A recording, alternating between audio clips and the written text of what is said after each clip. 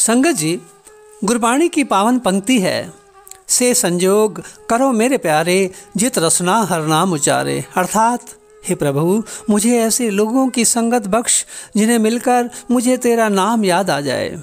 संगत जी, बाबा फरीद साहब की माँ कभी कहती थी आज रब तुठा, कभी कहती थी आज रब रुठा।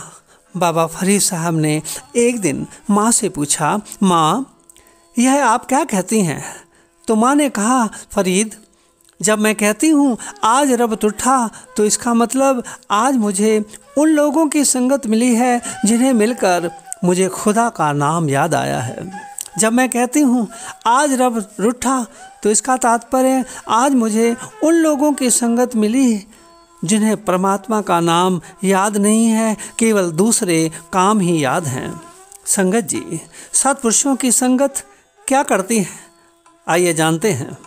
एक डाकू जिसका कार्य डाका डालना, चोरी करना है, वह अपने कार्य के लिए घर से निकलता है। रास्ते में उसे देवी का मंदिर मिलता है। वह उसमें जाकर प्रार्थना करता है कि हे देवी माँ, अगर आज मुझे किसी धनवान का घर मिल जाए तो मैं आपके मंदिर में सोने के कलश चढ़ाऊँगा। आगे बढ़ा तो शिवजी का मंदिर मिला जो कि टूटा हुआ था। कहने लगा, यदि आज मुझे अमीरों का घर मिल जाए तो मैं यह मंदिर बनवा दूंगा। संगत जी, और आगे बढ़ा तो उसे एक पहाड़ी पर संत बंदगी में लीन दिखाई दिए। कहने लगा, हे महात्मा जी, यदि आज मुझे अमीरों के यहाँ चोरी करने का मौका मिला तो मैं उसका तीसरा हिस्सा आपको भेंट कर दूंगा। संगत जी, जैसे ही यह आगे बढ़ा, इसने देखा कुछ स्त्रियां सुंदर पोशाकों में सोने के बहुत सारे गहने पहने हुए हैं। उनके बचाव के लिए कोई पुरुष भी उनके साथ नहीं है। इस डाकू ने उन सभी स्त्रियों को मौत का डर देकर सारे गहने उतरवा लिए। वह रोने चिल्लाने लगी। अब ये डाकू वापिस होकर जैसे ही उस संत महात्मा के चरणों में उन गहनों का तीसरा हिस्सा रखकर जोर से आवाज़ देता है, उस महात्मा की आंखें खुलती हैं। उन्होंने ब्रह्म ज्ञान से जानकर कहा, तुमने घोर पाप किया है।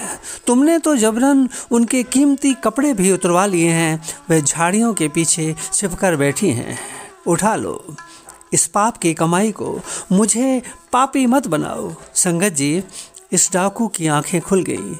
ये डाकू था लखू, जो कि श्री गुरु हरगोविंद साहब के समय हुआ था, और यह संत थे भाई जेठा जी। लखू भाई जेठा जी की इस अंतर्जामता को देखकर कहने लगा, संत जी, मुझे माफ़ करो, मुझे आदेश करो, क्या करना है? भाई जेठा जी ने कहा, जाओ, ये सभी गहने व कपड़े उन स्त्रियों को सम्मानपूर्वक देकर क्षमा याचना करो। संगत जी, लखू ने ऐसा ही किया। अब लखू कहता है, मुझे भी उस गुरु के दर्शन कराओ जिनके आप शिष्य हैं। भाई जेठा जी लखू को लेकर अमृतसर साहब जाते हैं। देखते हैं गुरु हरगोविंद साहब जी अकाल तख्त में विराजमान हैं। लखू जाकर चरणों में मत्था टेकता है। मेरे धन गुरु हरगोविंद साहब कहते हैं, लखू लखपति, और कहा कि तुम चोरी का काम छोड़कर यहाँ पर व्यापार करो। संगत जी, लखू ने ऐसा ही किया और वह लखपति बना।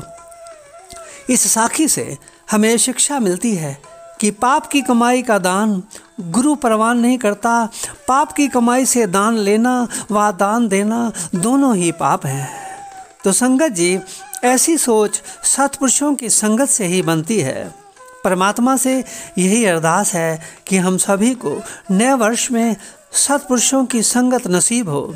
सभी को नववर्ष की शुभकामनाएं। विनती है, से संजोग करो मेरे प्यारे, जित रसना हर नाम उचारे। वाहिगुरु जी का खालसा, वाहिगुरु जी की फतेह।